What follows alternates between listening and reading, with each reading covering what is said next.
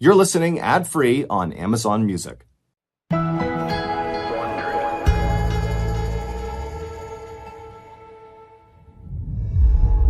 Inside a Washington State hospital in 2003, a young woman was about to give birth, and she was extremely nervous.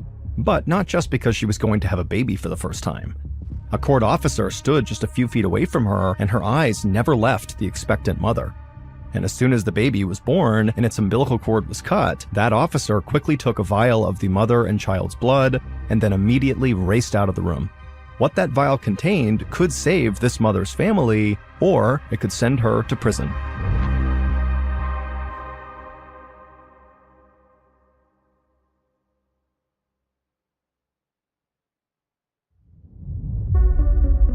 From Ballen Studios and Wondery, I'm Mr. Ballen, and this is Mr. Ballen's Medical Mysteries, where every week we will explore a new baffling mystery originating from the one place we all can't escape, our own bodies. If you liked today's story, please replace the Follow Button's mouthwash with hot dog water.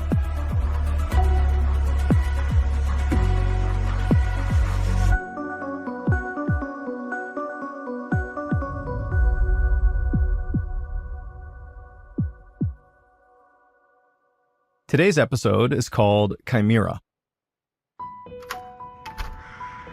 On a cold gray morning in December of 2002, 26-year-old Lydia Fairchild stepped out of her modest apartment in Richland, Washington. Her thick reddish-brown hair was tied back in a ponytail, and there were dark circles under her blue eyes. Lydia had not slept much the night before because there was a lot on her mind. She and her longtime boyfriend, Jamie Townsend, had just broken up again. Their relationship had been through many ups and downs over the last several years. They loved each other, but lately, they just couldn't seem to get along, and so they had finally decided to just end things. It was a tough situation, especially because they shared two kids, a 2-year-old boy and a 1-year-old girl.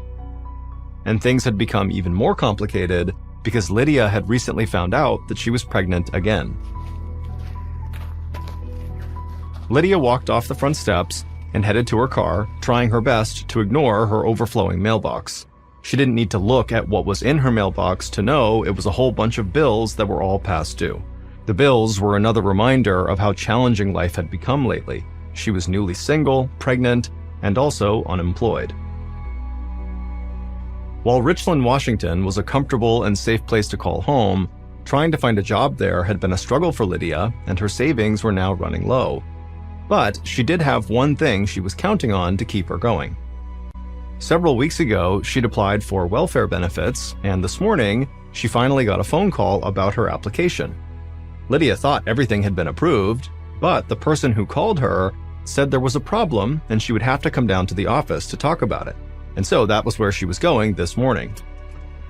So Lydia got into her car, and she drove to the social services department a few miles away. Meanwhile, the social worker who had called Lydia waited for her in his office. Sitting next to him was his colleague, a woman dressed in a conservative dark blue suit. Neither of them said very much. They were too focused on studying Lydia's case file. The two of them had seen hundreds of welfare applications over the past few years, but never one like Lydia's, and so they were very curious to see what she would have to say. A few minutes later, there was a knock on the door, and Lydia entered. Once she sat down, the social worker who had called her got right to the point. There was a problem with the DNA tests that Lydia and her kids had submitted in order to receive these welfare benefits. The results showed that Lydia was not actually the children's mother. For a long moment, Lydia didn't say anything. Then she let out an awkward laugh and told them there had to be some mistake. But the social worker shook his head. DNA testing had a 100% accuracy rate. Lydia just sat back in her chair with this look of total disbelief in her eyes. And it was at this point the social worker's colleague, who was dressed in the dark blue suit, finally spoke up and introduced herself. She told Lydia she was not a social worker, she was a lawyer, and she was with the prosecutor's office.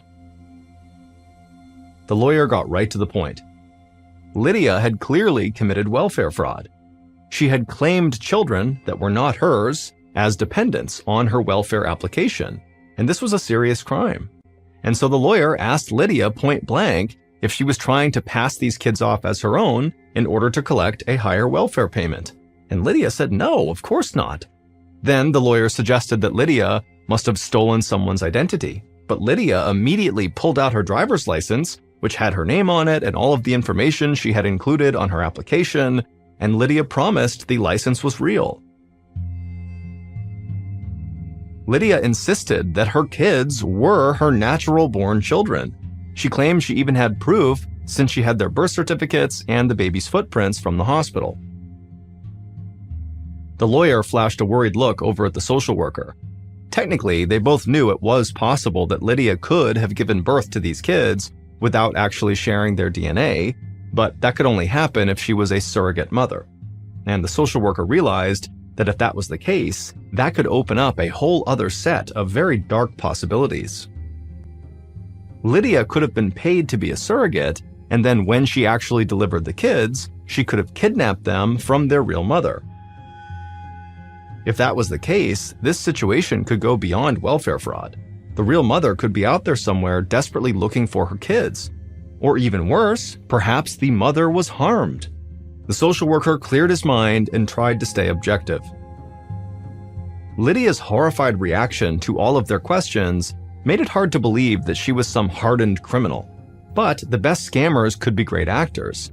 And in his career, the social worker had seen plenty of criminals put on Oscar-worthy performances.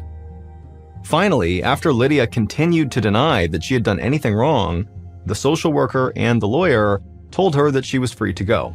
But as she gathered her things, the woman from the prosecutor's office gave her a dire warning.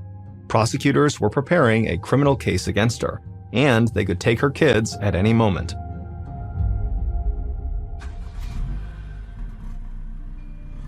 Lydia's hands were shaking as she drove home from the interview.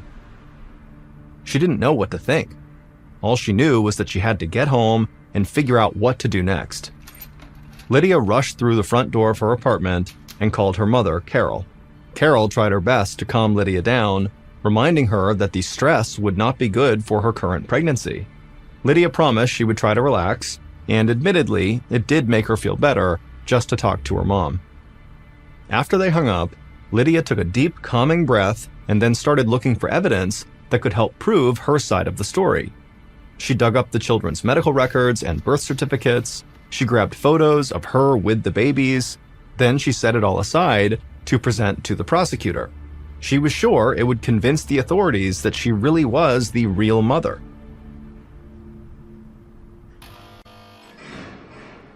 The next day, about 600 miles away, inside of a prison in Montana, an inmate was lying on his bunk bed. The gray-haired 50-year-old man looked up when he heard the familiar sound of a guard rapping on the bars. The guard told him that someone named Carol was calling him. The inmate's name was Rod Fairchild, and he was Lydia's father. Carol was Lydia's mom and Rod's ex-wife. If she was calling, Rod knew it meant something was wrong. Rod sat up and followed the guard to the prison's call center. The moment he picked up the receiver, he could tell that Carol was very upset. She told him everything that was happening to Lydia, that she was in trouble over a DNA test and was now being accused of committing welfare fraud. Rod told her to stay calm and that he was sure there must have been some mistake, and he was positive it would all get cleared up soon. But after the call ended, Rod dropped the optimism he had shared with Carol. As he headed back to his cell, he couldn't help but think about the DNA evidence. He wanted to believe his daughter, but he knew DNA didn't lie. And if she tried to fight DNA evidence in court, he was afraid she would lose. As her father, Rod felt terrible about the whole situation, and he even felt a little bit guilty. After all, he was serving time for business fraud, and now his daughter was in trouble over welfare fraud, and so he knew he had not set a great example for his child. Either way, Rod wondered if his daughter had gotten herself into trouble and was now trying to cover it up. The following week, the prosecutor, who was now in charge of Lydia's case, was busy building a case against her. He had to be absolutely certain that there had not been an error with Lydia's DNA test. Although it was highly unlikely, Lydia's samples could have been accidentally switched with someone else's, or maybe they had been tainted somehow. So just to be safe, he ordered Lydia and her kids to come in and submit 3 more DNA samples for testing. It took a few months to process the tests, but sometime around March of 2003, the prosecutor had his answer, and it was exactly what he expected. The prosecutor phoned Lydia to tell her the results. According to this second round of testing, Lydia was still not the children's biological mother. Lydia insisted these results were wrong too, and she began to argue with the prosecutor. She asked if the authorities had seen the birth certificates, the baby footprints, and all the photos of her with the kids. The prosecutor told Lydia that yes, they'd seen them, but it didn't matter. Nobody was denying that she gave birth to the kids. They're denying that they are her kids. At this point, the authorities were convinced that Lydia was running some sort of surrogacy scam. With the newest rounds of DNA tests in their hands, they had everything they needed to convict Lydia. The prosecutor informed her she'd be receiving a court summons and advised her to hire a lawyer. Lydia hung up from the prosecutor in a total daze. She knew she was in deep trouble.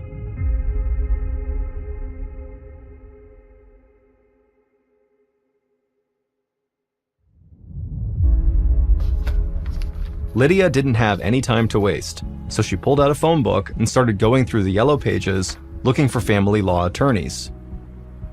She explained her situation to each one, but they all said the same thing. There was no sense in fighting DNA evidence, and so none of the lawyers she contacted would agree to represent her. They knew they would lose. By the end of April, when Lydia was 8 months pregnant, she was a total nervous wreck and basically wasn't eating. She had to borrow money since she never got her welfare benefits, and she couldn't get a job because of all the legal trouble she was in. Her first hearing was in a few weeks, on May 16, 2003, and somehow she'd have to argue her case in front of a judge without a lawyer.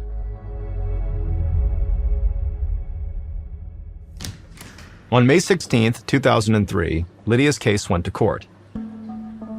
This was a preliminary hearing to determine what would happen to her kids while her case proceeded. The judge overseeing the hearing sat in his chambers, reviewing the evidence against Lydia. He thought it was the strangest case he'd ever seen. The prosecution wanted to put her son and daughter in foster care, and it was now up to him, the judge, to decide. He put on his robe and walked into the courtroom, curious to meet the mother. Lydia, who was now 9 months pregnant, struggled to stand up when the judge entered the courtroom. When the judge sat down, he took a closer look at Lydia. She looked ready to give birth at any moment. The judge asked Lydia when she was due, and she told him she was scheduled to be induced into labor in just 3 days. The judge thought about this. Taking the kids away from her at this point, even if they were not technically her kids, seemed unnecessarily cruel. And so he told Lydia that he was prepared to let her keep custody of the kids for the moment, but he had conditions. He needed her and the newborn baby to submit a fresh round of DNA samples.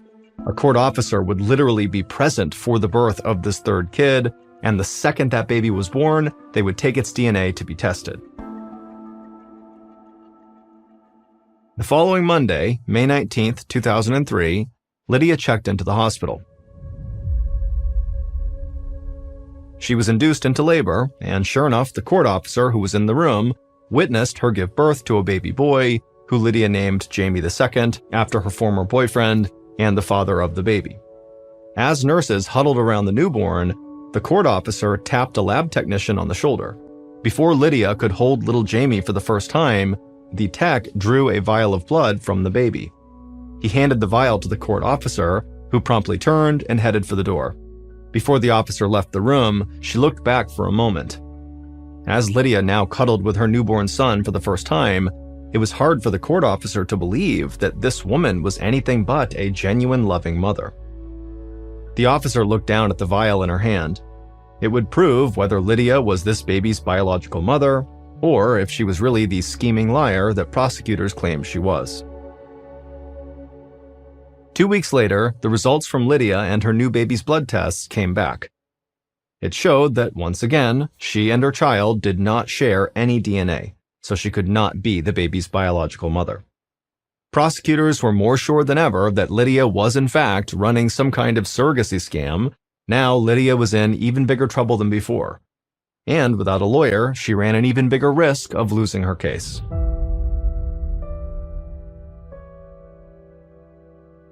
Just a few days after Lydia's newest DNA results came back showing she was not the biological mother of her newest baby, a 41-year-old attorney named Alan Tyndall sat down at his cluttered desk with his morning coffee.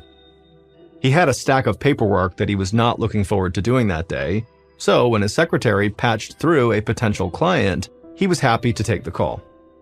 It was Lydia, and as Alan listened to her story, he wasn't sure what to make of her. Like any good lawyer, he knew DNA evidence was the gold standard. But Alan enjoyed a challenge. He was a proud military veteran and former public defender. He was used to taking on tough situations. Alan was especially curious about Lydia's most recent DNA test. To his knowledge, the only way a woman could give birth to a baby that was not hers was if she was a surrogate. But Lydia said she wasn't, and this child and the other two were really her biological children. Alan had never heard of someone successfully overturning DNA evidence, but he believed everyone had a right to legal representation, and somehow he believed that Lydia had to be telling the truth. And so he told her he would take her case. Lydia's next court date looming, Alan got straight to work. He spent long nights at his office looking for any logical way to defend her, but he kept arriving at the same conclusion. There was no fighting DNA evidence. After several weeks, Alan was still no closer to finding a way to defend Lydia, until one morning, his secretary brought him a recent edition of the New England Journal of Medicine. It came with a note from a colleague. There was an article they thought could be relevant to Lydia's case. At first, Alan shrugged it off. Lydia's case was starting to make the local news because it was so unusual, and so as a result, Alan had been getting a lot of unsolicited advice from people who had seen her story on the news. But Alan was not making much progress on his own, so he picked up the thick journal and started to flip through it. And by the time he got to the end, his eyes were wide. He could not believe what he had just read. It was a long shot, but if what he had read was true, it could be the key to winning this impossible case. Alan's first step was to convince the judge to postpone the trial. He explained that Lydia needed to undergo more in-depth testing to try out this new theory he had, and it could take months to get the results. The judge agreed to delay the court date until April of 2004, nearly a year away. Alan was confident that would give them enough time. And so right away, he sent Lydia off to lab after lab where she underwent a battery of tests. Then they waited. Almost a year went by, and Alan was still waiting for the results, and the date for Lydia's hearing was fast approaching. One night, Alan was in his office working on his opening statement for Lydia's case when his phone rang. It was the doctor overseeing Lydia's lab work, and he told Alan he had some bad news. There was still too much data to analyze, and Lydia's test results wouldn't be ready in time for her hearing. Alan could not hide his disappointment. This was a huge setback, but he knew the judge wouldn't delay the trial any longer. And so, in April of 2004, Alan and Lydia walked into the courthouse where her trial would finally take place. Once they were seated, Alan leaned over to reassure her. Then he stood up and faced the judge. Alan didn't have the science-based evidence that he'd been counting on this whole time. What he had instead was a very strange story to tell, and everything in the whole case came down to whether he could get the judge to believe it. He began to explain why a schoolteacher who lived 3,000 miles away in Boston, Massachusetts, and who had never met or even heard of Lydia, could prove his client was innocent. That schoolteacher's name was Karen Keegan, and in the late 1990s, Karen was sick and needed a kidney transplant. Hoping her sons would be a match, they all took a DNA test. And just like Lydia, the results showed there was a 0% chance that Karen was the mother of her kids. But unlike Lydia, Karen was able to find out why. A Harvard doctor looked into her case and suggested an extremely bizarre scenario. Karen was something called a human chimera. This condition was named after a creature from Greek mythology who had a lion's head, a goat's body, and a serpent's tail. So basically, it was several different animals rolled into one. When a woman conceives twins, it's because 2 eggs in her womb have been fertilized. On extremely rare occasions, the 2 eggs then fuse a few days after fertilization, and when that happens, the resulting embryo becomes one fetus with 2 different genetic codes. This is a human chimera. And once it's born, different parts of its body have unique strands of DNA. That explained why Karen Keegan didn't come up as a genetic match for both of her sons. The sample they had tested came from her other set of DNA. But then they tested different parts of Karen's body, her hair, her skin, even her bladder, and eventually they found DNA that did match her sons, and it came from Karen's thyroid gland. Allen argued that Lydia had to be a chimera too. Essentially, he was telling the judge that Lydia was her own twin. And because of this, samples may have been taken from a part of Lydia's body that had a different set of DNA than her kids. Unfortunately, they still had not found any tissue within Lydia that matched her kids' DNA yet. But they did have something. Allen had gotten Lydia's mom tested, and that test proved that at least she, the mother, shared DNA with Lydia's children. That meant either Lydia or Lydia's sister had to be the kid's mother. The judge took a moment to digest the evidence. If all his years on the bench taught him one thing, it was that DNA tests were always right. But Allen's argument was very compelling. Then the judge made his announcement. He told the court he believed Lydia Fairchild was indeed the mother of these kids. In his opinion, the story of Karen Keegan, paired with the new DNA results of Lydia's mother, proved that Lydia had to be a human chimera. And so the judge dismissed Lydia's case and admitted that he was wrong. After almost 2 years, Lydia's ordeal was finally over. She burst into tears as Allen put his arm around her. She had been telling the truth, as crazy as it sounded, the whole time. A few months later, doctors were able to finally show that Lydia's DNA did match her kids. They found the matching DNA from a cervical smear. Lydia Fairchild went down in textbooks as only one of 100 human chimeras ever identified. And while her ordeal would forever haunt her, it did bring her family closer together than they ever had been before. Lydia and her ex-boyfriend, Jamie Townsend, did get back together long enough to have a 4th child. This time around, because the world knew that Lydia was a human chimera, nobody questioned if she was the mother.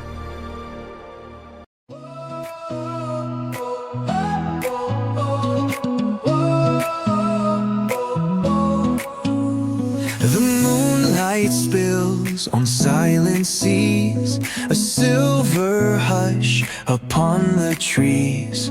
The night wind sings a gentle tune, soft whispers from the watching moon. The stars like diamonds paint the sky, a dreamland far beyond the eye.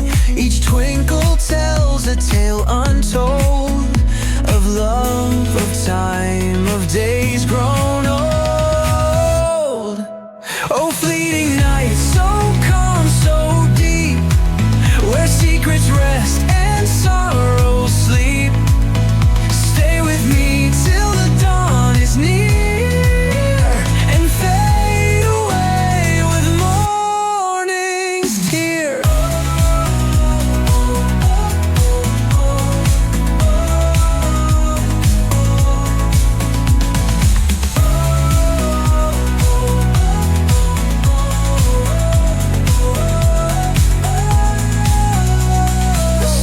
Like diamonds paint the sky, a dreamland far beyond the eye.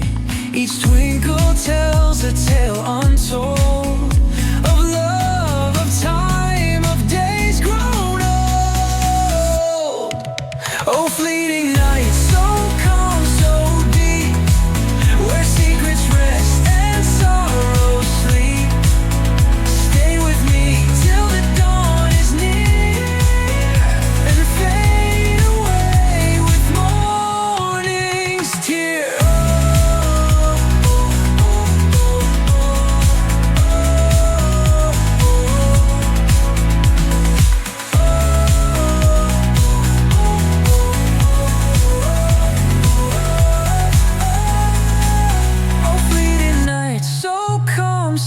deep, where secrets rest and sorrows sleep.